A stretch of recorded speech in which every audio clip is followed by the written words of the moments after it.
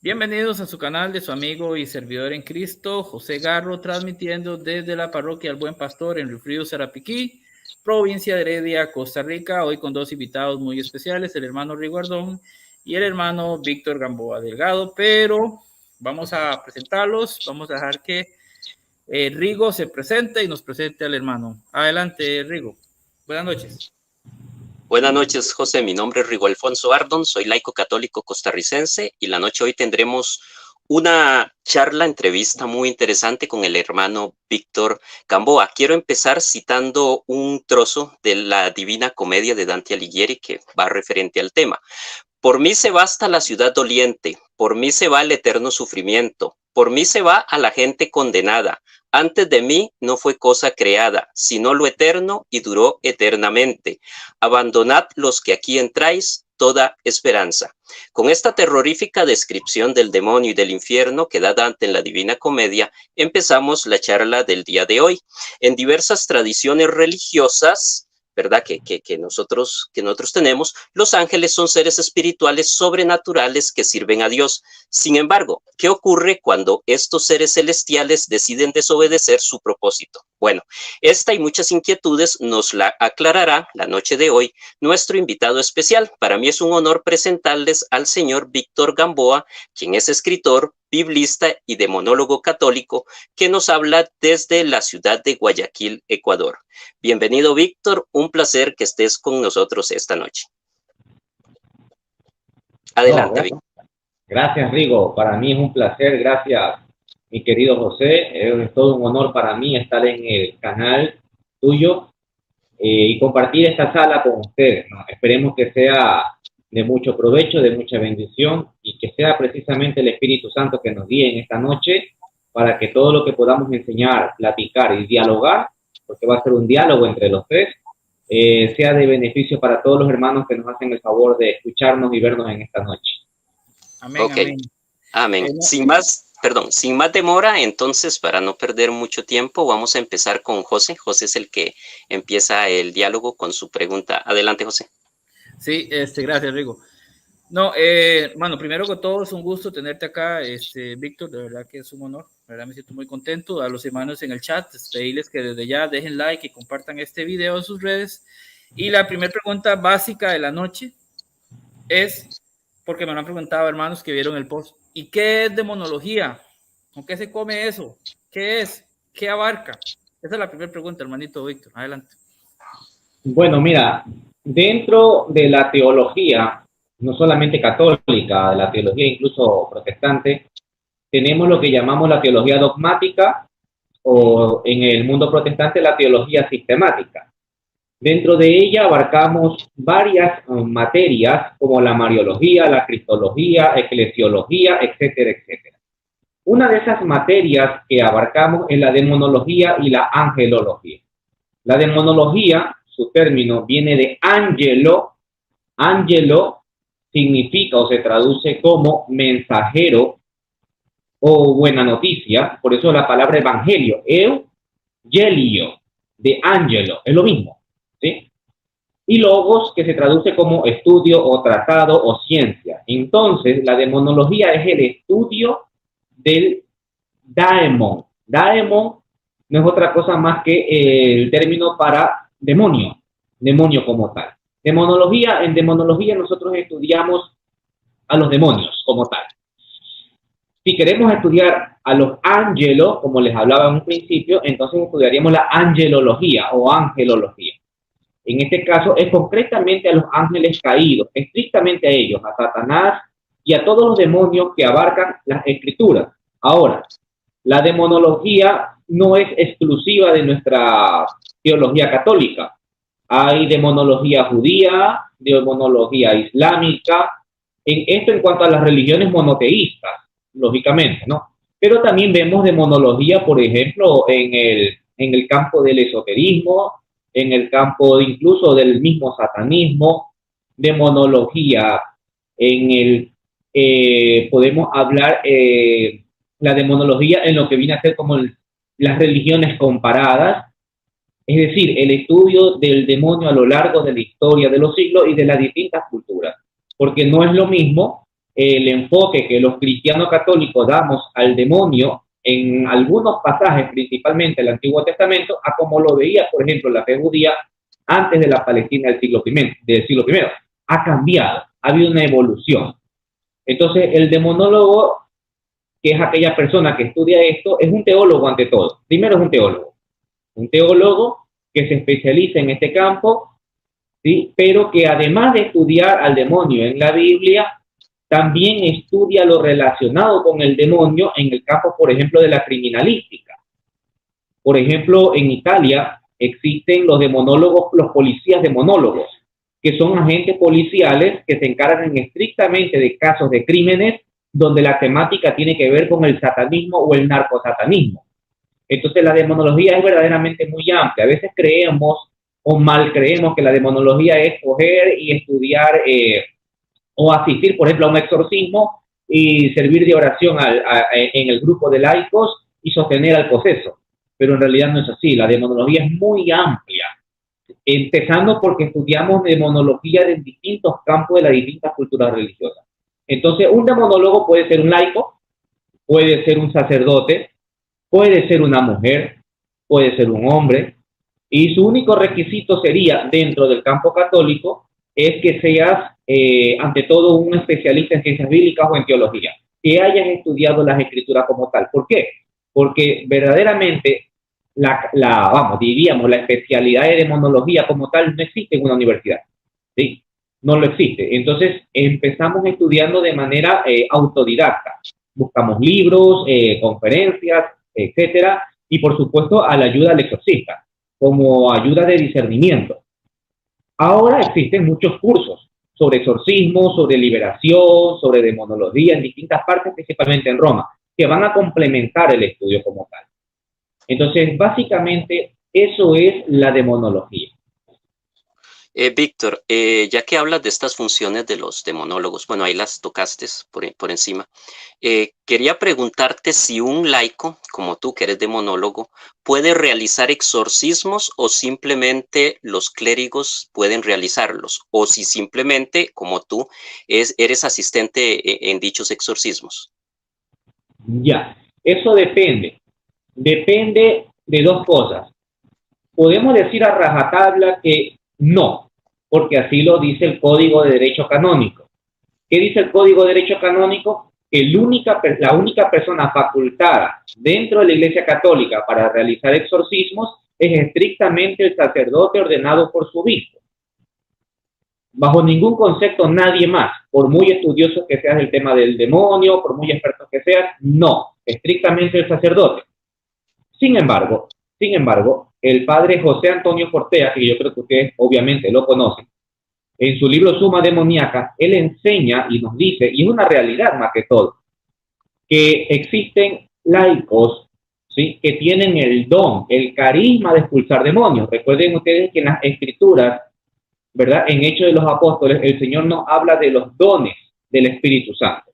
Entre ellos está el discernimiento de espíritus. Y entre el discernimiento de espíritus está también la capacidad de poder expulsar demonios.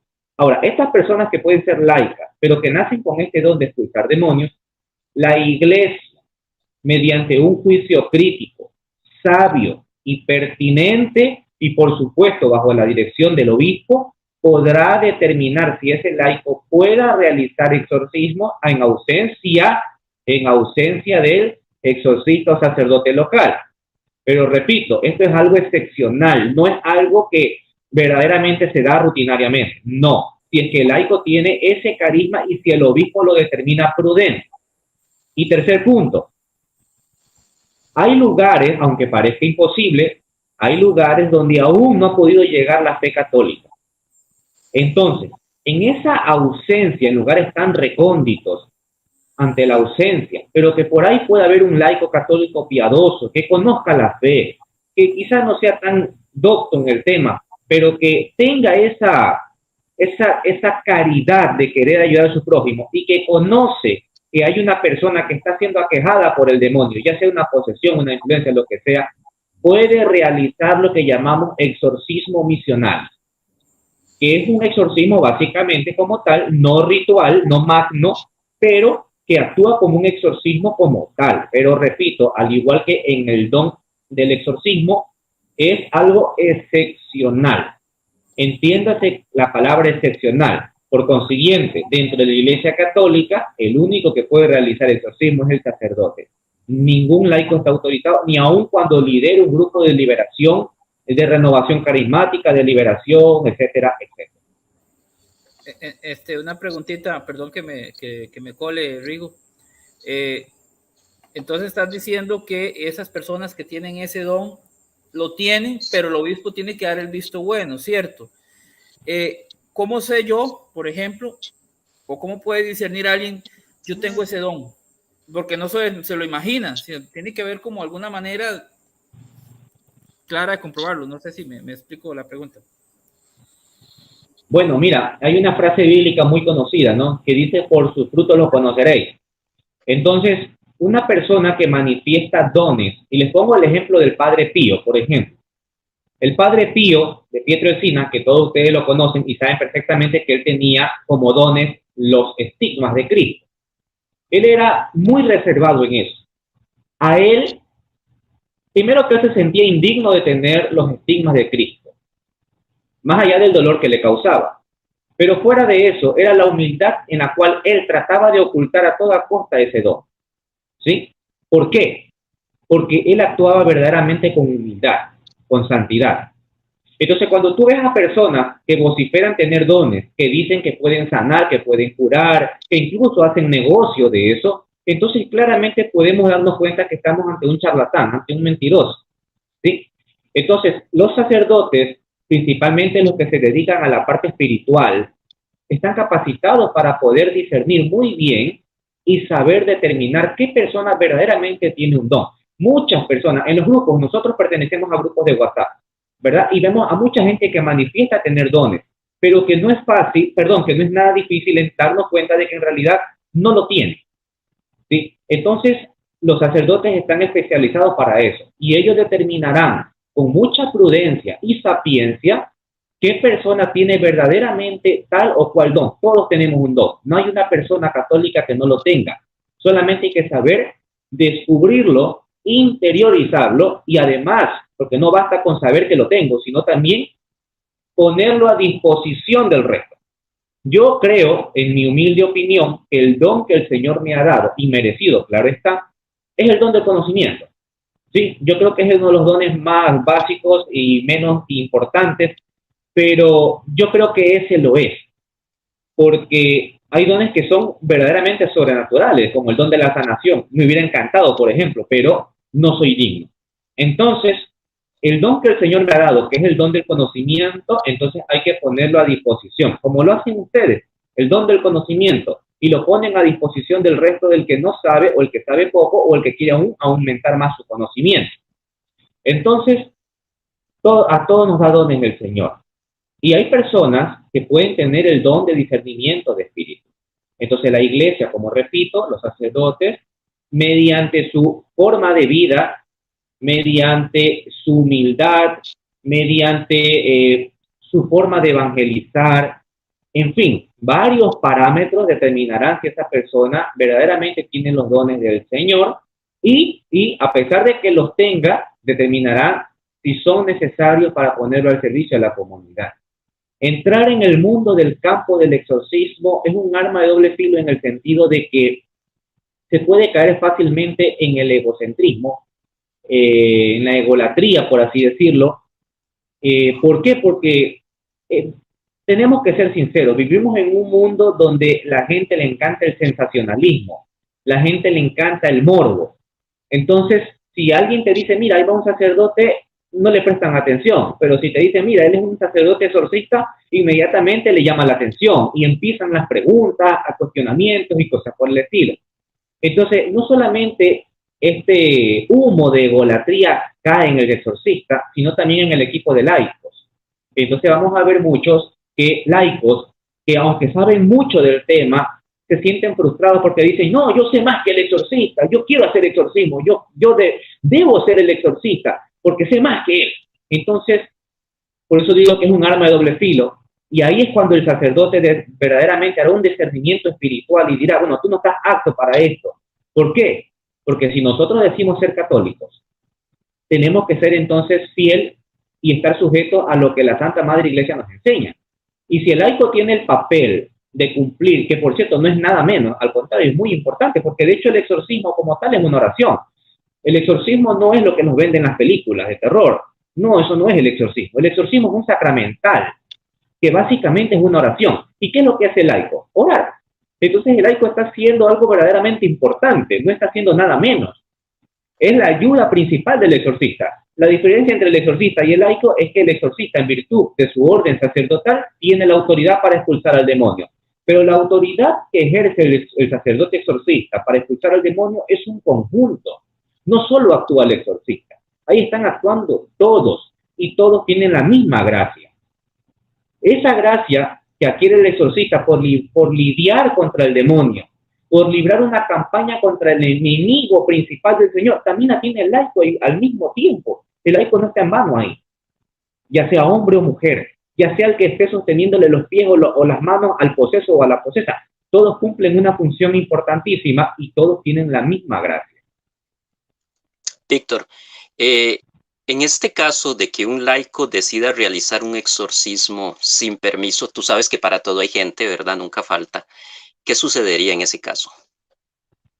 Bueno, lo lógico, lo coherente sería primero hablar con esa persona, obviamente sin tener que escandalizar a puerta cerrada, si es posible, llamarle la atención con una forma muy caritativa, decirle que no está bien.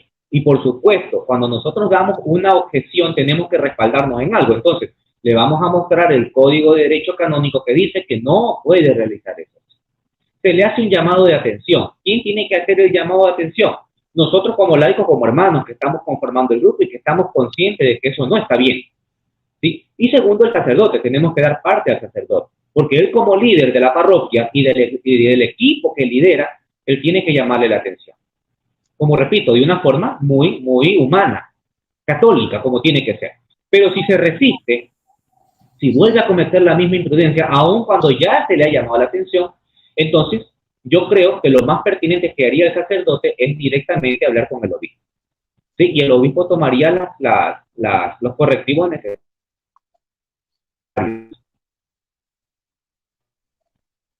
Porque si tú vas a un trabajo y te contratan para un trabajo, tú no vas a hacer lo que te da la gana. Tienes que regirte a tu horario, tienes que regirte a los mandatos que pone tu jefe, todos tenemos. Entonces, más aún en el campo espiritual, donde hay muchos riesgos, donde es un campo extraordinario. O sea, no estás frente a que quiera minimizarlo, ¿no? Y me disculparán, pero no es que estás frente a un hermano mormón, testigo de Jehová, que al fin y al cabo es un ser humano que yo.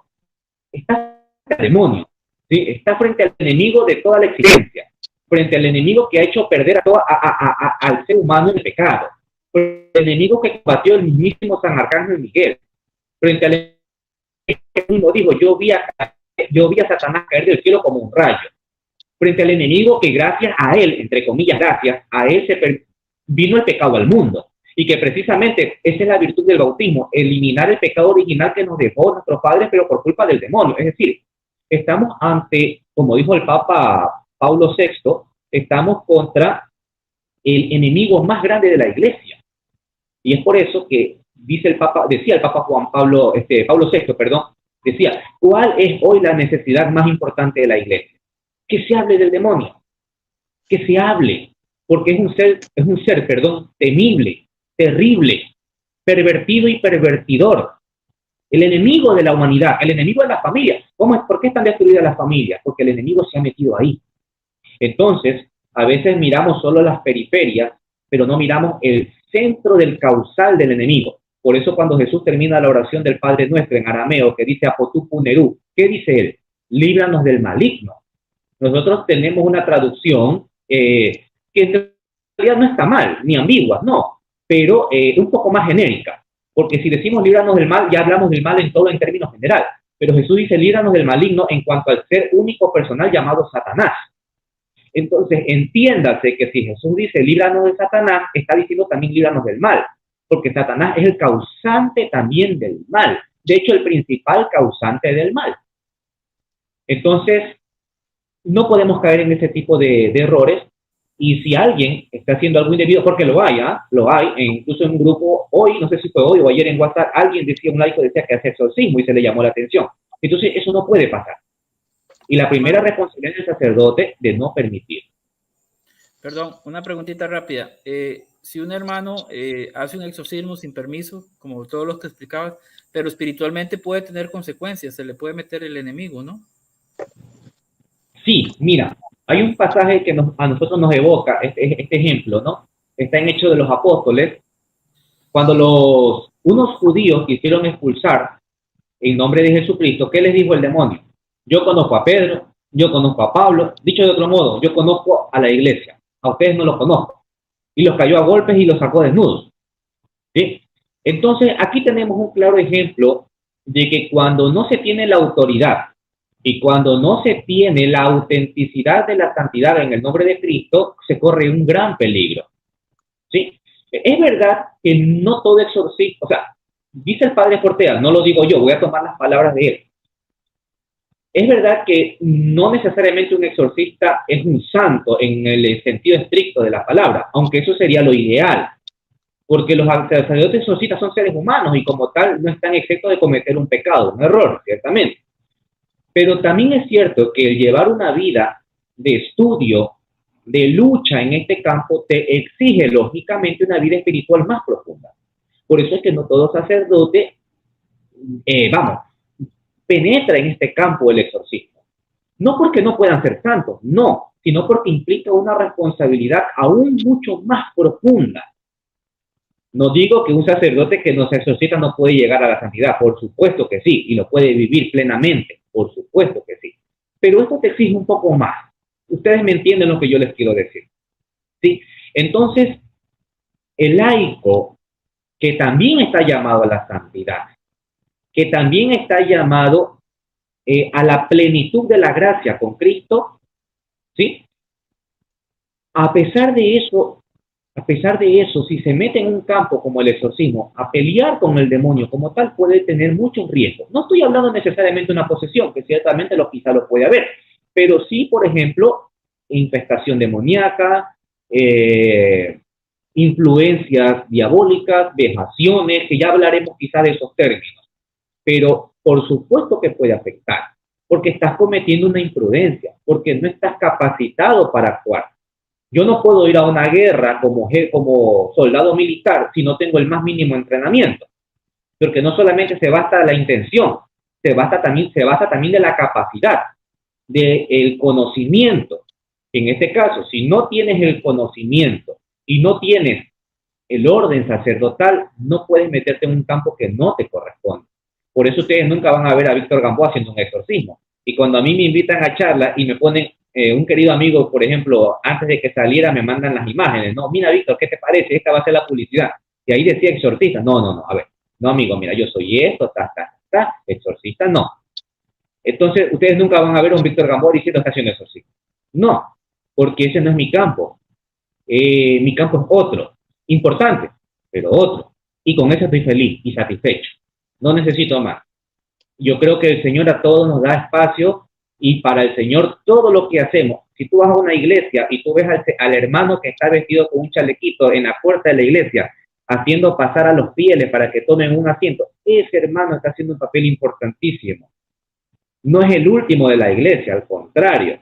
Es igual que el que está leyendo la palabra, es igual que el sacerdote que está en el altar, es igual que el hermano que está recogiendo las ofrendas.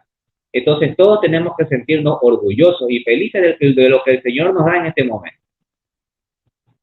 Ok, Víctor, ¿nos podrías explicar un poco cómo es que se da este proceso de cambio en cómo estos ángeles buenos llegaron a convertirse precisamente en ángeles caídos, o sea, en demonios?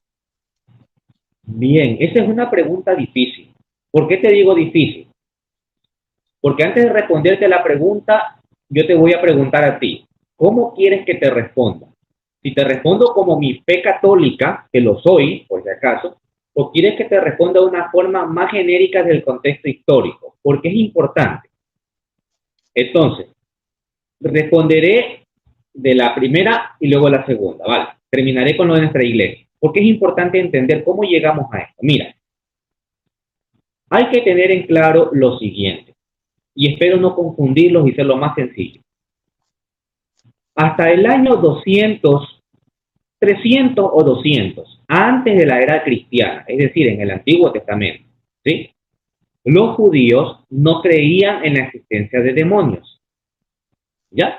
Ellos creían en la existencia de ángeles, que estos ángeles podían hacer el bien o el mal al mismo tiempo, pero que ese mal que hacían ellos era porque Yahvé les había dado la orden. Pero entiéndase la palabra cuando quiero decir hacer el mal, no es porque es un mal en esencia del mal, es decir, porque goza del dolor ajeno, sino que me refiero a evocar la justicia divina. Por ejemplo, cuando Dios envía a un ángel anunciando la destrucción de una ciudad, porque en esta ciudad está llena de vicios y pecados, por ejemplo, Sodoma y Gomorra. Es un ejemplo.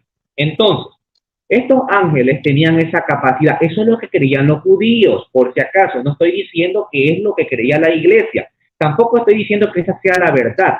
Solo me estoy remontando al contexto histórico, ¿sí? Porque les recuerdo que yo soy católico. Ok. Entonces los judíos de esa época creían eso. Es por eso que en el libro de Job y en el libro de Génesis, de acuerdo a los judíos de esa época, todavía no aparece Satanás como tal. Entonces, si no es Satanás como tal, para ellos, ¿quién es ese Satán que aparece en Job? La respuesta está, por ejemplo, en Números 22:22. Ustedes pueden leer los textos en casa, ¿no? Para no extendernos aquí con la Biblia. Donde este ángel, que es el ángel de Yahvé, cumple la función de Satán. Si ustedes traducen la palabra obstaculizar, que aparece en la Biblia de Jerusalén, en Números 22:22, y la traducen al hebreo, la palabra es Satán. El ángel de Yahvé actúa como obstáculo o Satán para evitar que Baal maldiga al pueblo de Israel. Entonces, este ángel, que es el ángel de Yahvé, ¿es Satanás? Para la mente del judío de esa época, no. Es un ángel que está actuando como un adversario. Vámonos a Job. Ese ángel, porque recuerden que Job capítulo 1, versículo 6 dice así: un día aparecieron los hijos de Dios frente a Yahvé, y entre ellos estaba un Satán, o el Satán, o al Satán, da igual. ¿Qué quiere decir eso? Que es un ángel bueno. Yo sé que quizás les parezca nuevo, novedoso, contradictorio, pero les repito, no estoy hablando como católico ahorita, estoy hablando como historiador de ciencias bíblicas, para que me lo entiendan. Y eso pensaban ellos en esa época. Entonces, este ángel que se encuentra con Dios, que dialoga con Dios, tiene una función que no es tan agradable, que es ponerle pruebas a Job, porque este ángel quiere demostrarle a Yahvé de que Job no es tan bueno como aparenta, de que hay una brecha de pecado en él. Entonces le pide a Yahvé que le permita ponerlo en prueba, y Yahvé se lo permite. ¿Ok? Entonces, hasta aquí, hasta esa, porque recuerden ustedes que el libro del Génesis se escribe más o menos en torno, aparentemente, no tenemos fechas exactas, en torno al siglo V antes de Cristo. E incluso Job fue primero que Génesis. Entonces, en esa época los judíos no creían en demonios, solo en ángeles. ¿Cuándo empiezan a creer ellos en demonios? En el siglo III antes de Cristo, con la llegada de los griegos. Los griegos sí creían en demonios, pero ellos creían que los demonios eran semidivinos o divinos. Entonces, cuando esta creencia empieza a inundarse en la fe hebrea, los judíos dijeron: a ver, los demonios existen, perfecto, lo aceptamos, pero estos demonios tienen que haber sido buenos, porque de la mano de Yahvé no sale nada malo. Entonces hay que buscarle un origen. No pudieron haber nacido como demonios, y dijeron: estos tienen que haber sido los ángeles. Entonces estaba saldada la primera, la primera interrogante, la primera prueba, no sé cómo decirlo. Estaba saldado. Ya sabemos de dónde vienen, son los ángeles. Pero ahora bien, si eran ángeles y ahora son demonios, ¿por qué cayeron ¿Por qué se transformaron o por qué pecaron? ¿Qué sé yo? ¿Por qué cambiaron? ¿Por qué Dios los castigó? Entonces ahí empieza la pregunta que tú me haces, empiezan los cuestionamientos. La primera versión que apareció en la historia fue lo que llamamos como el pecado de la sexualidad, que aparece en Génesis capítulo 6, versículo del 1 al 4. Les hago rapidito, recuerden ustedes que dice ese texto que los ángeles descendieron y tuvieron relaciones sexuales con las hijas de los hombres, y que producto de esta relación híbrida entre un ser espiritual y un ser carnal, que lógicamente, biológicamente eso es imposible, pero estamos hablando que ese es el relato, entonces nacieron los llamados gigantes o Nefilim. Entonces estos vienen a ser los primeros gigantes o demonios de la historia del pueblo de Israel. Fue tan importante, Rigo y José, esta versión, que se creó un libro paralelo llamado el primer libro de Enoch, que ustedes lo conocen. Luego se creó el libro de los jubileos. Fue muy importante. Y los judíos aceptaron esta versión, pero no se quedaron contentos. Y dijeron, a ver, si son seres espirituales, como que no cae el pecado de la sexualidad, porque entiéndase que si son seres espirituales y no tienen cuerpo, ¿cómo pueden tener placer sexual? Como que es inconcebible. Y dijeron, hay que buscar otra segunda versión. Y la encontraron. Se dieron cuenta que en el libro de Proverbios, en Isaías, y incluso en pasajes del Nuevo Testamento, bueno, perdón, iba a decir del Nuevo Testamento, no existía, en pasajes, en textos apócrifos, se dieron cuenta de que la soberbia y la envidia era la ruina del ser humano. Y dijeron entonces, el pecado tuvo que haber sido la envidia. Entonces, un ángel poderoso, que por cierto en el libro de Enoch se le llamaba, los islámicos le llaman Shaitán, Satanás, Senyasa, creo que le llaman en el libro de Enoch. Un ángel tuvo que haber sido el cabecilla del grupo, ese es Satanás, o Satán mejor dicho, ok. Y este tuvo que haber caído por envidia. ¿Pero en qué se basó la envidia? Se basó en lo siguiente, en que un día Dios creó al hombre a su imagen y semejanza. Entonces ellos dijeron, a ver, si nosotros fuimos creados primero que los seres humanos, segundo, en naturaleza somos superiores porque nosotros solo somos solamente espíritus y ellos son carnales. ¿Cómo es que ellos son creados a imagen y semejanza de Dios y nosotros no? Porque ellos son superiores a nosotros en cuanto a naturaleza, pero nosotros somos superiores en cuanto a la gracia. Entonces no lo aceptaron y dijeron, yo no me voy a postrar ante el hombre que es a imagen y semejanza de Dios. Dicho de otro modo, cuando tú ves al hombre, ahí estás viendo a Dios, porque Dios lo creó con sus mismas características: amor, misericordia, justicia, piedad, cosa que ellos no tenían, aunque tenían el libre albedrío. Entonces, ellos dijeron la envidia, ese es el pecado.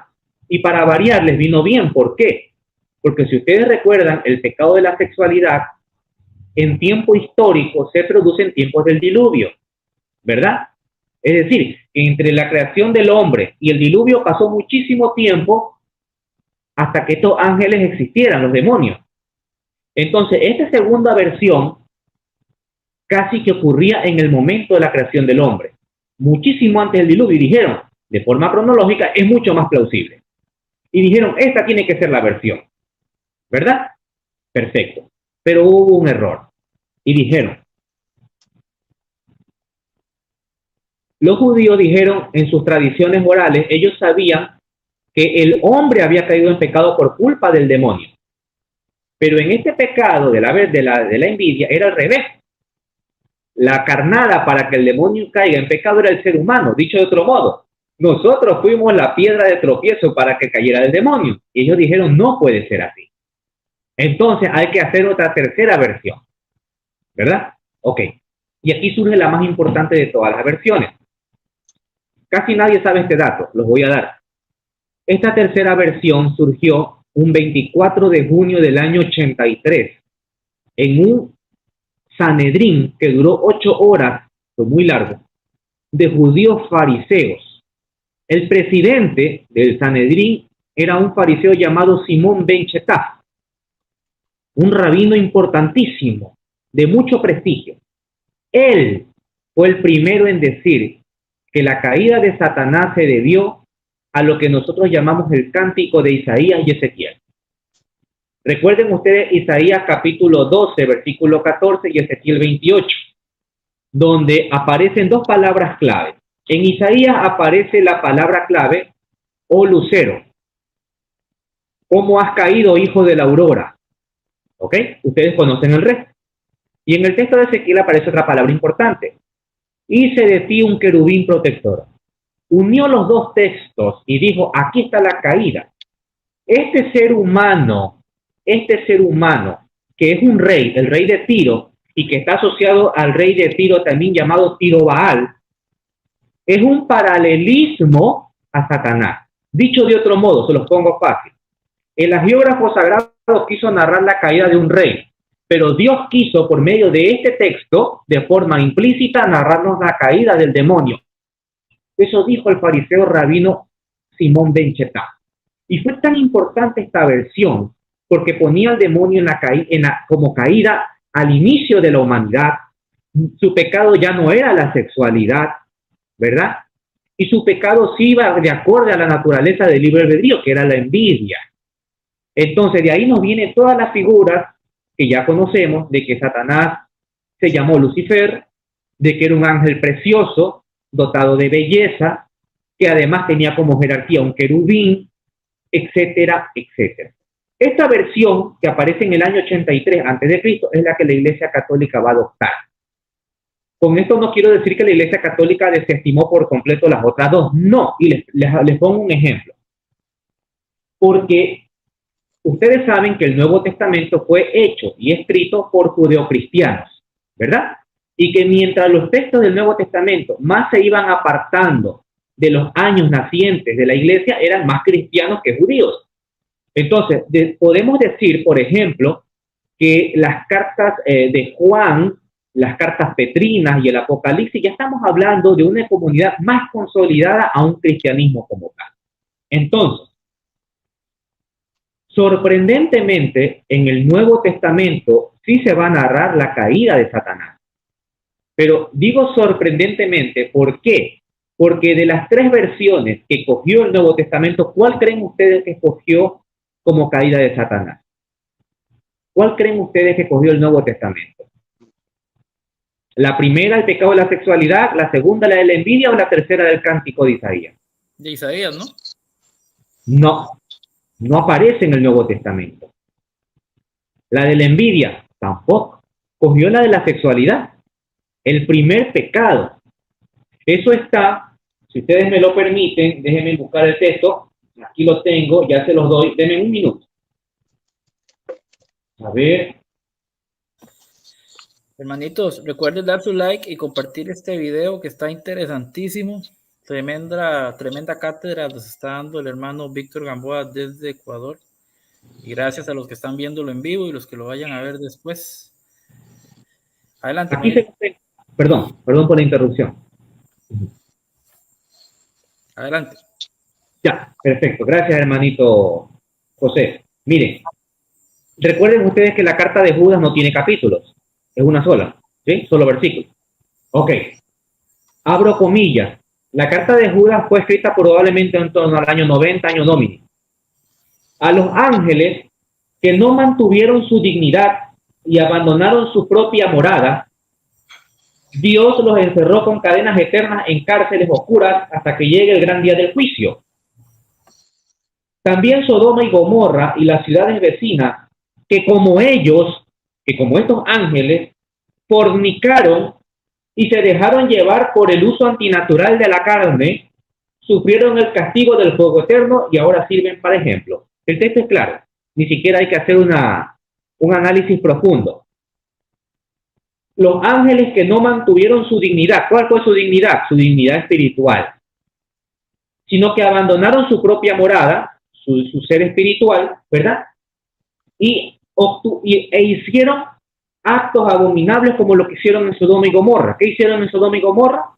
Actos sexuales antinaturales. Estos ángeles hicieron actos sexuales que no forman parte de su naturaleza. con las hijas de los hombres. ¿Sí? Se dejaron llevar por el uso antinatural de la carne, es decir, cuando tuvieron relaciones con las mujeres, es decir, las hijas de los seres humanos. Entonces, el texto de Judas recoge precisamente la primera versión.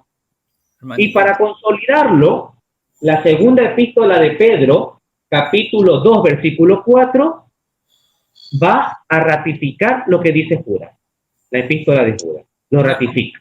Una preguntita así rápida que nos hacen en el chat, perdón, Rigo. ¿Cuándo fue expulsado Satanás del cielo? Preguntan por acá. Ya, para responderle a la hermana Ángela, entonces concreto con decir que aunque el Nuevo Testamento recoge la primera versión, es la Iglesia Católica la que se va a adaptar más a la tercera versión, y con esa tercera versión es la que nosotros nos hemos quedado. Así lo enseñaron los padres de la Iglesia y así lo enseña hasta el día de hoy la Iglesia. Ahora, ¿es dogma creer cualquiera de estas tres? No.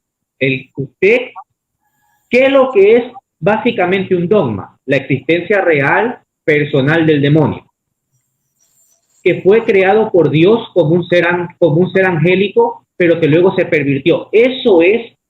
Negar eso es una herejía. ¿Sí? Luego, de las tres versiones, cualquiera de ellas usted puede tomarla. Al fin y al cabo, las tres son bíblicas, las tres la Iglesia las enseñó, pero al final prevaleció la tercera. ¿Está claro? Ok. ¿Cuándo fue la caída de los ángeles? No lo sabemos. ¿Por qué? Porque la Biblia no lo dice. Solo hay una palabra clave que dice Jesús: yo vi a Satanás caer del cielo como un rayo. Luego no dice cuándo ni cómo fue. Pero se entiende, de acuerdo a la enseñanza bíblica y de los padres apostólicos, de los padres de la Iglesia, es que la caída de los ángeles, y de acuerdo a las versiones que ya hemos visto, con excepción de la primera, tuvo que haber sido, lógicamente, antes de la caída del ser, antes de la creación del hombre. Antes. Porque técnicamente, entonces, de acuerdo al Apocalipsis 17, ¿quién tentó a Adán y a Eva? Porque recuerden ustedes que la interpretación de que Satanás es la serpiente antigua del Génesis es una interpretación cristiana. La vemos en el Apocalipsis. Entonces, se entiende, de acuerdo a nuestra enseñanza, que los demonios y Satanás caen en pecado antes de la creación del hombre. Antes. Y se entiende que era, de acuerdo al cántico de Isaías, porque Satanás pretendió ser igual a Dios. Entiéndase, ser igual a Dios no en divinidad, pero sí en dignidad y en poder. Entonces, es simplemente algo hipotético. No podemos decir con exactitud cuándo fue. Hipotéticamente tuvo que haber sido antes de la creación del hombre. Ok, Víctor, otra consulta. ¿Lucifer, Satán, Belcebú son el mismo demonio o son entidades diferentes, y si entre ellos existen jerarquías? Ya. Hay exorcistas como el padre Amor, que en paz descanse, el padre José Antonio Fortea, el padre Corrado Balduzzi y otros que dicen que son seres diferentes. Satanás es uno, luego Lucifer, luego Belcebú, como una triada. No voy a decir trinidad, lógicamente, porque no son deidades, pero sí una triada maléfica. Luego viene Asmodeo y luego el demonio meridiano, ¿ok? Como los 5 primeros más importantes. Sin embargo, a lo largo de la historia de la Iglesia, siempre la Iglesia relacionó a Satanás y a Lucifer como el mismo ente demoníaco.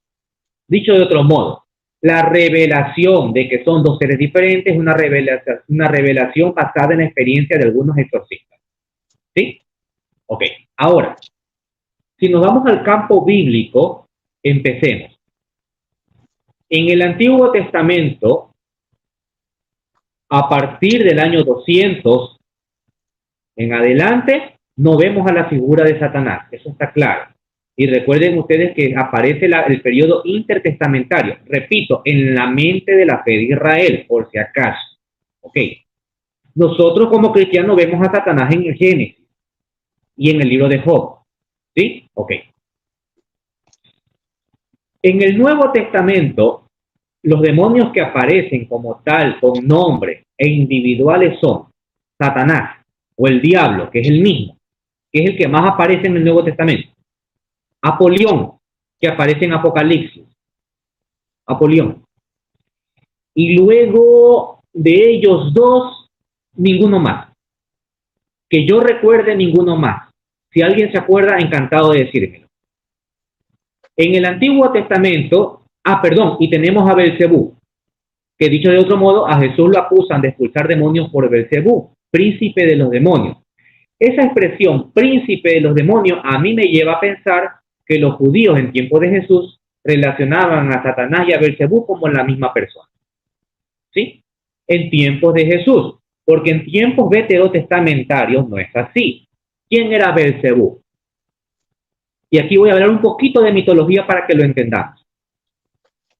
Con esto no quiero decir que Belcebú sea un personaje mitológico, por si acaso, para poder entender el contexto. En la mitología cananea y luego hebrea, existía la creencia de un gran dios llamado El dios creador. De ahí es que los nombres terminen con El. Israel, Ismael, Gabriel, Gamaliel y todos los El que ustedes conocen, que evocan al dios El, el dios de la sabiduría y el dios creador del panteón cananeo. Este dios estaba casado.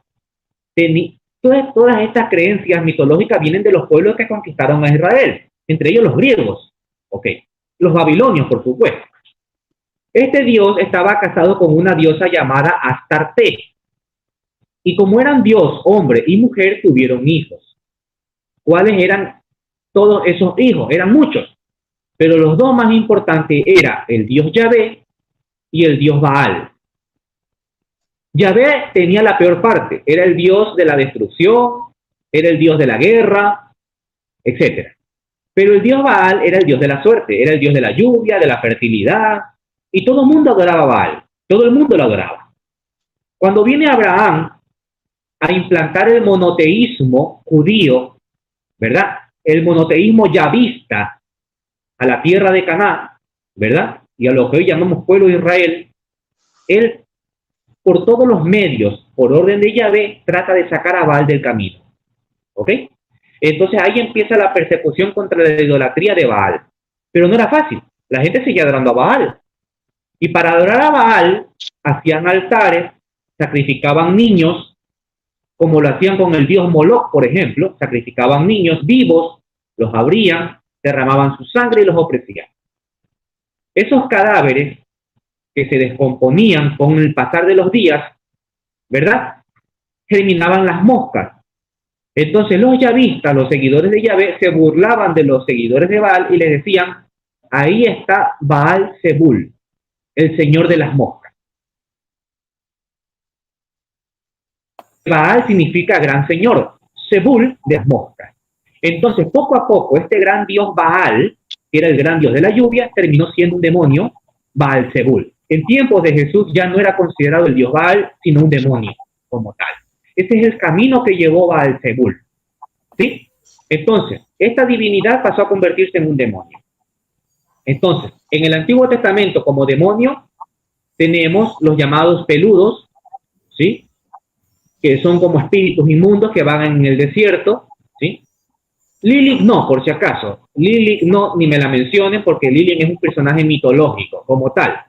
Respeto mucho a los exorcistas que dicen haber expulsado a Lilith, pero a tenor de la historia, Lilith es un personaje mitológico babilónico que aparece en la 12ª tablilla de la epopeya de Gilgamesh y que esta fue adaptada a la cultura judía. Sin embargo, en honor, a mí me gusta decir de todos los campos, para que quede claro, hay exorcistas que dicen haber expulsado a Lilith, entre ellos el padre Amor. Se las pongo ahí, ustedes tienen el juicio para razonar y determinar. Ok, Lilith era un personaje mitológico que tenía apariencia de un animal silvestre. Ok. Esos son los demonios que aparecen en la Biblia como tal. Y tenemos a Asmodeo, me estaba olvidando de Asmodeo. Asmodeo es un personaje importante, Rigo y José, porque la cultura popular y la demonología católica relaciona a Asmodeo con el demonio de la sexualidad. Por el hecho de que este demonio, que sí es mencionado como demonio, por si acaso, no como un personaje mitológico, sino como un demonio, aparece solo en un libro en la Biblia, que no lo tienen los protestantes, que es el libro de Tobías. donde este demonio quiere asesinar en 7 ocasiones a los pretendientes que se querían casar con Sara. Entonces, cuando Tobías se quiere casar con Sara, le pide ayuda a Dios y Dios envía a un ángel, que es el ángel Rafael. Y Rafael le indica cómo tiene que expulsar a ese demonio, que por cierto es una especie de sacramental, porque le dice, anda, coge un pescado, ábrelo, sácale las vísceras, quema ese pescado y esas vísceras y ese incienso hará que Asmodeo salga corriendo. Eso hace Tobías. Asmodeo sale corriendo, ¿verdad? Y luego viene un apócrifo que dice que Salomón lo capturó y lo puso a construir el templo de Salomón. Esos son los demonios que aparecen en la Biblia. Luego ustedes van a encontrar una infinidad de nombres, pero que no forman parte de las escrituras y que no tienen importancia. Con excepción de algunos nombres que exorcistas pueden revelar en sus libros. Esos nombres que no aparecen en la Biblia y que los mencionan los exorcistas, no se los pueden desestimar porque forman parte de la revelación de un exorcista. ¿Sí? Y hay que indagar en esos nombres como tal. Y hay variedad de nombres. Pero si esos nombres vienen de libros exorcistas, católicos, lo podemos creer. Pero si esos nombres me vienen a mí de libros ocultistas, de Nueva Era, desechémoslos inmediatamente, que no forman más que parte de la mente humana, de la vagancia de la mente humana. Ok. Nada más una preguntita, bueno, en el ratito que ya nos queda poco tiempo, tal vez como para algo importante en este tema, hermanito, que usted nos diga, bueno, ¿cómo podemos definir una posesión y qué tipo de posesiones o ataques? ¿Perdón? ¿Podemos definir? Que tal vez nos puedas definir qué es una posesión o qué tipo de ataques hace el demonio a los seres humanos. Creo que hay vejación, infestación y esas cosas para explicarnos un poquito la diferencia, ¿no? ¿Y qué es una posesión?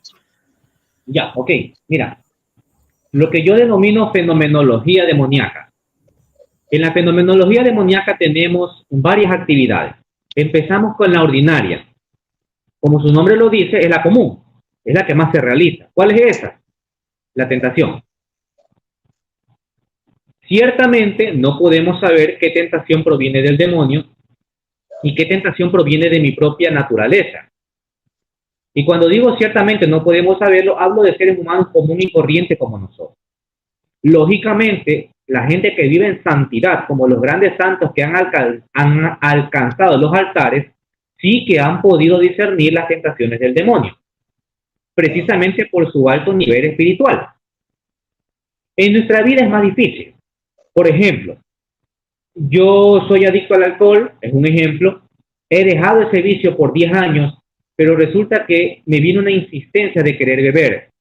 Entonces yo no puedo tener la certeza de que si esa tentación me viene del demonio o me viene producto de mi propia naturaleza, porque recuerde que una persona adicta toda su vida será adicta aun cuando no cometa la adicción. Siempre será una persona en constante rehabilitación. Una adicción difícilmente se cura, pero sí se la puede mantener inactiva, ¿sí está claro? ¿Sí? Es por eso que un adicto, cuando cae en adicción, aunque hayan pasado 10, 20 años, cuando vuelve a caer, incluso pueden caer peor que cuando estaban antes, ¿ok? Entonces, en la tentación no podemos tener la certeza, pero sí sabemos que el demonio tienta a las personas, ¿ok? En diversas maneras. Y siempre lo va a hacer desde el lado más flaco de tu vida. El demonio conoce tus debilidades y conoce tus fortalezas. Por ejemplo, un demonio no va a tentar con la tentación de la gula a un eremita católico, a un sacerdote que vive en el ascetismo, porque sabe que va a perecer, es imposible tentarlo. Pero sí que lo puede tentar, por ejemplo, en la noche del espíritu, o lo puede tentar en la egolatría. Puede caer. ¿Por qué? Porque un eremita que vive en el desierto suele tener muchos discípulos, es honrado, es muy querido, muy venerado, y lo puede hacer tentar en la egolatría. El demonio es muy astuto y sabe cómo hacerte tentar, ¿ok? No te va a tentar en tus fortalezas, pero sí en tus debilidades, aunque puede aprovechar tus fortalezas para hacerte caer también. Bien, tentación, no me voy a extender. Eso como ordinario. Luego viene lo extraordinario. Lo extraordinario, ¿por qué? Porque obra el demonio en su virtud de su naturaleza espiritual, y es algo que a lo que nosotros no podemos dar respuesta desde la ciencia. Entonces, tenemos lo más común, o la primera diría yo, que es la infestación diabólica. Los parapsicólogos le llaman evento poltergeist. Y no es otra cosa más que la capacidad que tiene el demonio para poder ejercer una actividad o fuerza sobre elementos inanimados. Es decir, puede prender o apagar una bombilla, moverte una mesa, puede hacer cambios de temperatura en la casa. Cuando hay eventos demoníacos, los cambios de temperatura son bruscos, lógicamente y razonablemente no explicables. Entonces, por ejemplo, en mi caso personal, me han aparecido moscas, gusanos en mi estudio. Eso es una infestación. Fundas con líquidos podridos en mi carro, donde mi carro no entra nada más que mi familia. Eso es una infestación producto demoníaco, ¿sí? Entonces, no hay forma de explicar cómo eso apareció ahí o cómo está actuando ahí. Pero no me afecta a mí de forma directa, no afecta a mi cuerpo. Afecta a todo mi entorno. Eso es infestación. Y puede infectar a los animales también. Ok. ¿Cuál es la cura? Digamos la cura. Es lo que nosotros llamamos bendición. El exorcista o el sacerdote común va, el diácono permanente también, por si acaso, va y bendice la casa. Bendice la casa, hacen oración, hacen rosarios. Si hay un sacerdote, se realiza una misa. Es decir, hay una sanación de la casa, ¿ok? O de los animalitos. Bien. Pero como el demonio nunca se queda ahí y siempre quiere avanzar para hacer más mal, viene el siguiente paso, que es lo que llamamos influencia diabólica. En la influencia diabólica, el demonio ejerce cierto poder sobre la persona, pero no está dentro, está afuera. Y ese poder que ejerce lo puede hacer también hacia adentro del individuo, sin tener que el demonio estar adentro. No sé si me hago entender. Por ejemplo, terribles pesadillas, ¿sí? Un deseo insostenible a la tendencia al suicidio, aun cuando esa persona vivía una vida normal y no tiene ningún conflicto familiar, ni médico, ni nada, ni psiquiátrico, nada, pero le da una fuerte tendencia al suicidio o al homicidio. Puede producir lo que llamamos vejaciones diabólicas. Eso me llega muy común, ¿eh? Eso es lo que más común me llega, más allá de las influencias. O la gente que me escribe me envían fotos de gente con vejación. ¿Qué es una vejación? Por ejemplo, moretones o rasguños en los cuerpos de las personas aquejadas por el demonio y que no tienen una razón médica. Tú dices, una persona tiene hartos moretones, bueno, vamos a ver cómo está de plaqueta, etcétera, etcétera, pero no, todo está bien, hemodinámicamente todo está bien. ¿De dónde aparecen esos rasguños? No tienen forma explicable. Y la mayoría de ellos son en forma de crucifijos invertidos. Yo lo he visto, por si acaso. No es que me lo contaron, lo he visto, ¿ok? Vejación. El demonio influencia y actúa sobre la persona sin tener que estar adentro. Entonces, estas personas suelen también afectarse desde el campo psicológico. Entonces van a sufrir de histeria, de paranoia, esquizofrenia, pacientes que van a tener neurosis, enfermedades sinestésicas, etcétera, etcétera, en fin. Puede haber esa combinación entre enfermedad psiquiátrica o psicológica y las influencias. ¿Cómo se cura esto?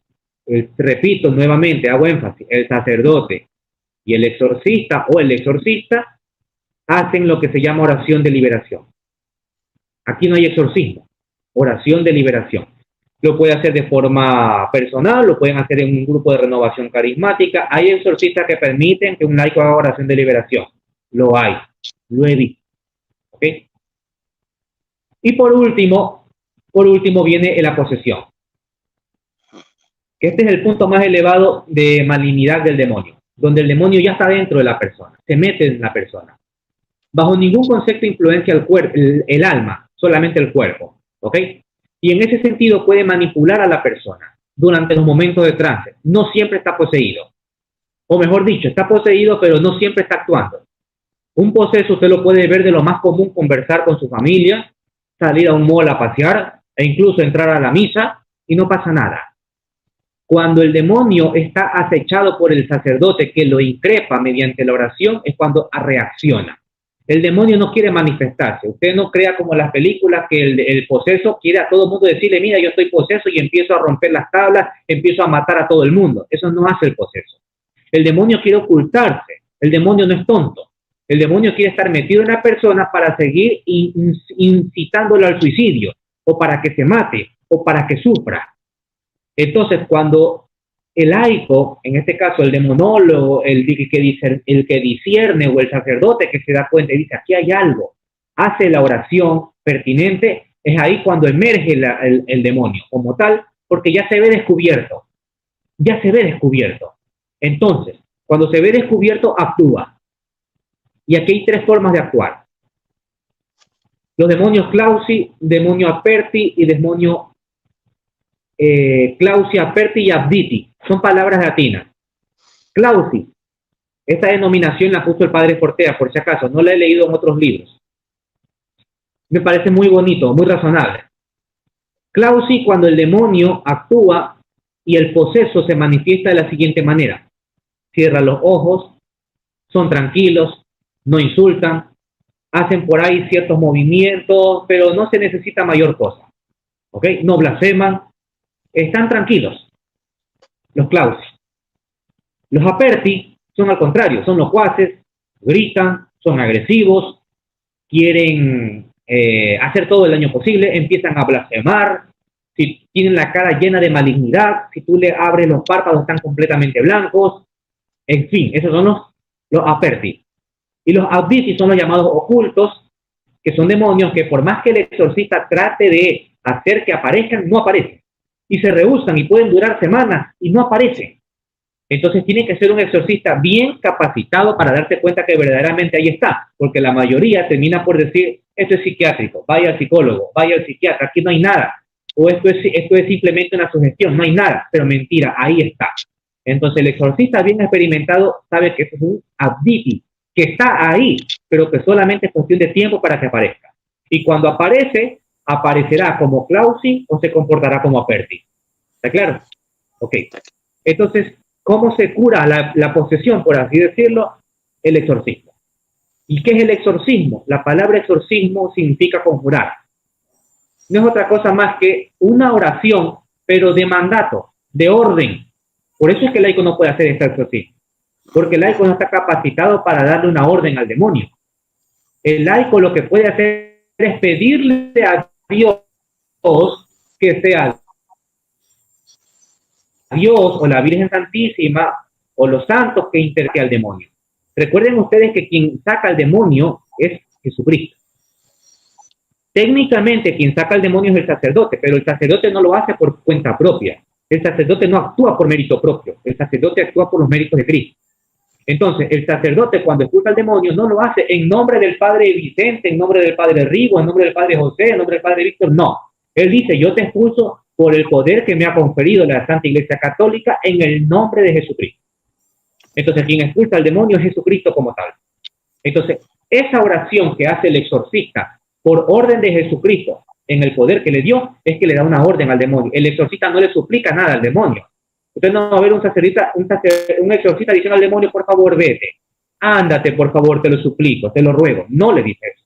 Le dice, te ordeno que salgas y te lo ordeno en el nombre de Jesucristo o en el nombre de la Santísima Trinidad o por la intercesión de la Santísima Virgen María, te lo ordeno que te vayas ya.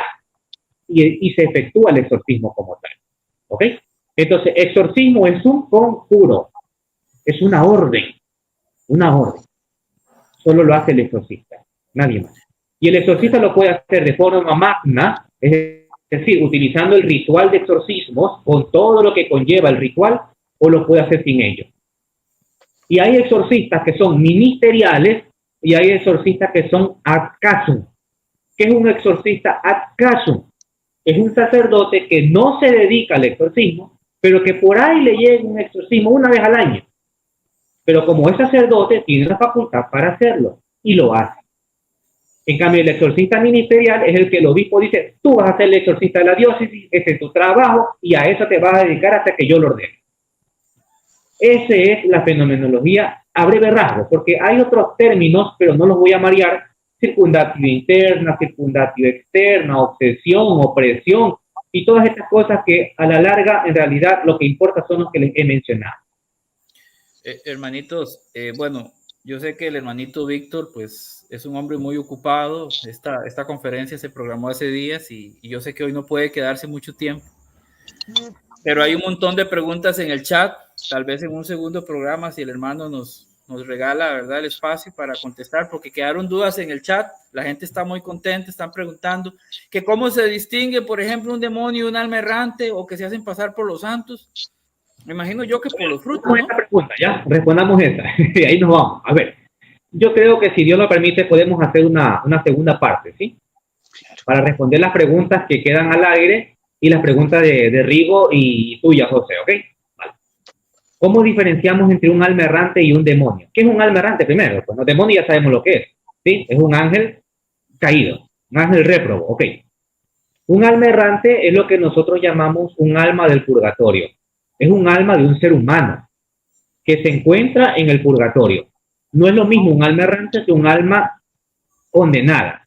El alma condenada también es un alma humana, pero que ya se encuentra en el infierno, en ese estado infernal, condenado.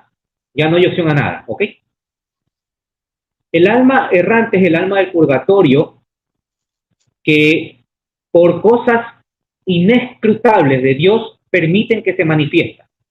Todas estas apariciones no es porque el alma tiene la facultad para hacerlo. Nadie, si así fuera, todo el mundo vería almas por todos lados. Es porque Dios lo permite. E incluso la posesión demoníaca sucede porque Dios lo permite. Hasta eso. Nada sucede sin que Dios no lo permita. Todo está bajo el mandato divino. Todo lo que sucede, todo lo que pensamos, todo lo que hacemos, todo lo que respiramos es porque Dios lo permite.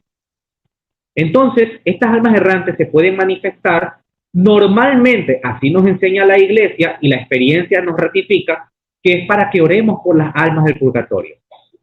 Y en especial por el alma que se nos aparece. Pero también hay una segunda causa, para que creamos en el mundo espiritual. Porque mucha gente no cree en el mundo espiritual y creen que es cosa de locos, creen que es cosas mitológicas, pero en realidad no es así. Entonces, gracias Juan José, muy amable hermano, gracias siempre por estar en mi charla. Entonces, ¿cómo las diferenciamos? Dice lo siguiente, el padre Fortea, lo vuelvo a citar a él. La práctica así lo dice.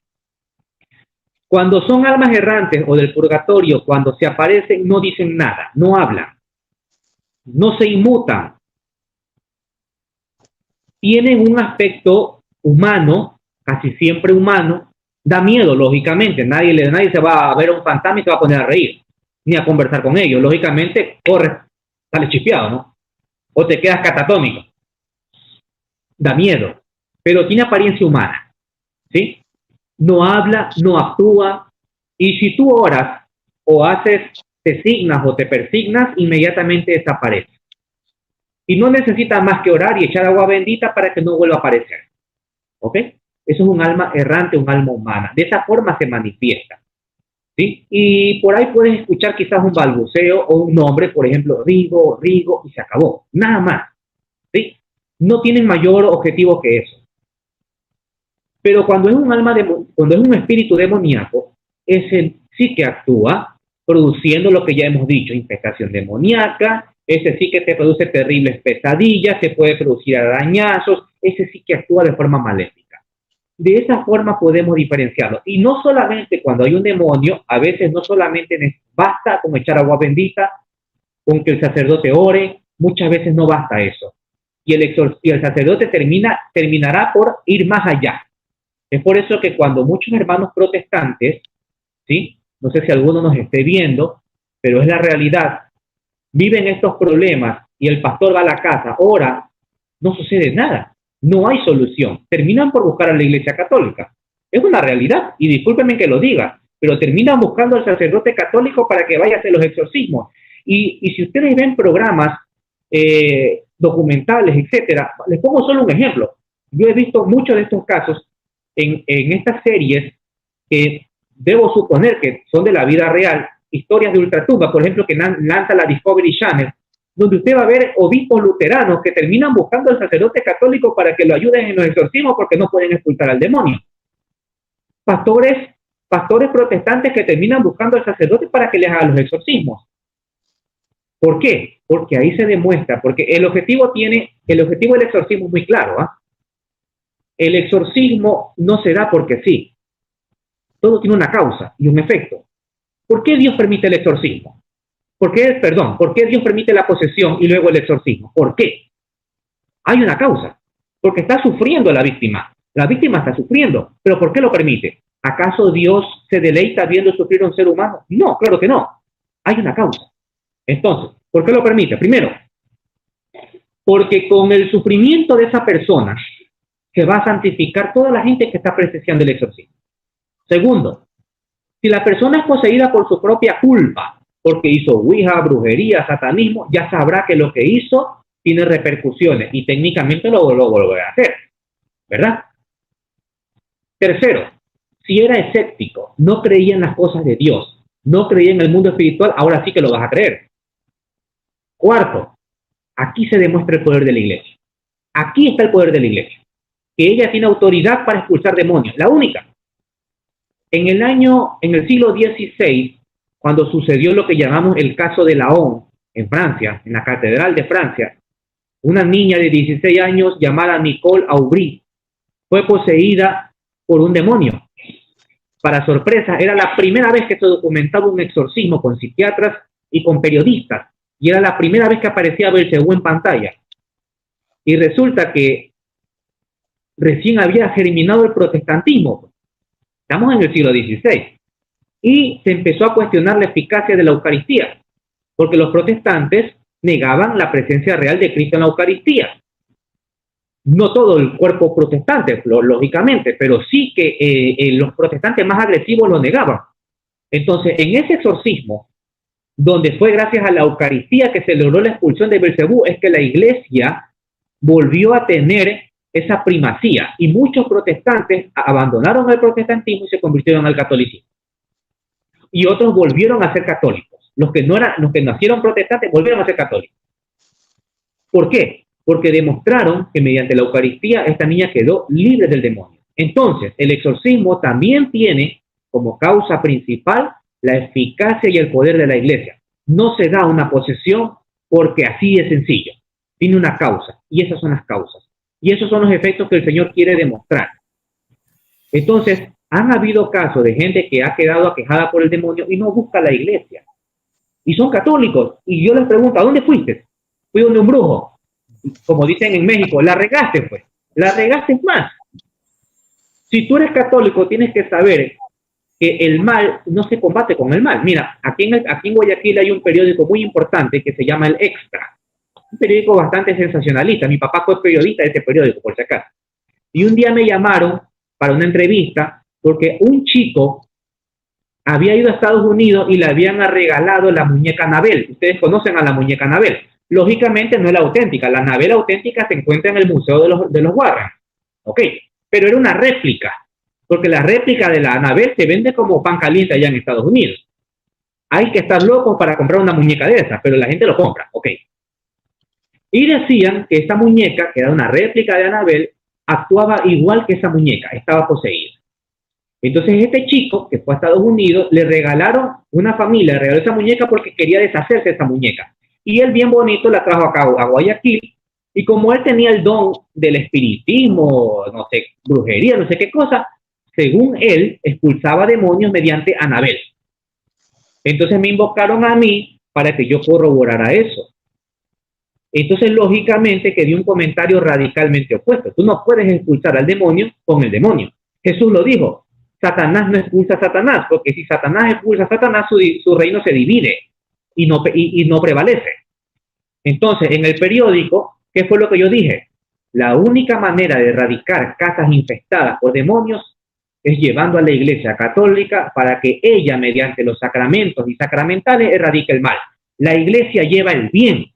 Entonces, no vas a llevar una muñeca infestada por un demonio para expulsar un demonio. Es incongruente, pues. No tiene sentido. Llevas a la iglesia. Eso fue el argumento que dije, obviamente, en el periódico. Entonces, lamentablemente, mucha gente no piensa eso. Y eso vemos más en las partes rurales, ¿verdad? En los pueblos, donde la gente, ¿qué es lo que hace cuando tienen problemas financieros, matrimoniales o de salud? Buscan al santero para que les haga la limpia. ¿Y cómo terminan? Influenciados y poseídos. Terminan peor. Y tienen al párroco ahí a la vuelta de la esquina, pero no lo buscan. Entonces, esas son las necesidades de charlas como esta, y te agradezco, José y Rigo, por permitirme hablar aquí en su canal, para poder llevar estos temas que son importantes, como la apologética, que son muy importantes y que gente no conoce y cree que yendo a un brujo, a un santero, se van a curar. No, la terminarán peor. Vienen a la iglesia y no buscan ayuda de la iglesia. Vienen a la iglesia, yo he visto gente quejada por el demonio, viene a la iglesia y busca un pastor protestante. Por Dios, tenemos a la iglesia, aprovechemos esa riqueza. Entonces, para eso son estas charlas, para que hagamos conciencia que la iglesia tiene el depósito de la fe revelada, que en ella está la primacía de Pedro, que en ella están los sacramentos y sacramentales. Entonces, ¿por qué buscar en otro lado? Amén. Amén. José Rigo, si quieres agregar algún comentario final, porque ya tenemos que despedirnos, porque... No, primero que todo, gracias a Víctor, ¿verdad? Por aceptar la invitación a venirnos a dar esta charla de un tema que es interesantísimo y que muchos católicos desconocemos, somos ignorantes en eso. Pues ahora pues salimos ya menos ignorantes, ¿verdad? Dale gracias a José por prestarnos el canal para esta charla. Dale gracias a la gente por ver, ahí queda grabado para que lo vean también después, lo que no lo han visto en vivo, pero sobre todo darle gracias a Dios por permitirnos una vez más, ¿verdad?, estar aquí reunidos para hablar de este interesante tema. Y como dijo José y como dice Víctor, pues que no sea la primera y la última, que haya ojalá una segunda parte, porque si todos quedamos con muchas ganas de muchas preguntas, ¿verdad? Entonces, Víctor, muchas gracias y que Dios te bendiga. No, muchas gracias a ustedes por escucharme. Dios los bendiga y siempre les digo, oren por mí y mi familia. Y si Dios lo permite, estaremos en una segunda charla. Ya coordinaremos con José y contigo por interno. Sí, seguro que sí. Para mí es un placer. Más que ustedes que son mis... No, pues agradecerte, Víctor, de corazón, darte un abrazo a la distancia por tu tiempo, tu valioso tiempo. Yo sé que pasas muy ocupado. Esta charla estuvo sensacional. Mire, yo me chupo los dedos, estuvo riquísima. Aprendí un montón. Yo sé que a los hermanos en el chat les gustó, les encantó. Los que lo vayan a ver después les va a encantar. Este video, hermanos, vuélvanlo a empezar. Es de verlo varias veces. Escuchar a Víctor fue fascinante. Entonces, gracias, hermano. Dios te pague. Dejen su like, compartan este video, por favor, apoyen el canal, este esfuerzo que hacemos por evangelizar, por promover y defender la fe de la iglesia y formar a los hermanos. Y claro que sí, si Víctor gentilmente accede como accedió hoy con la ayuda de Dios, tenemos que hacer un segundo programa porque hay un montón de cosas más y un montón de preguntas que la gente quiere saber y eso está fascinante, hermanitos.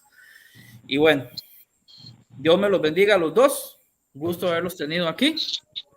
Y bueno, será hasta también a los que estuvieron en el chat, gracias, y a los que lo vayan a ver después también. Y que Dios me los bendiga, hermanitos, y nos vemos hasta la próxima. Bendiciones. Gracias.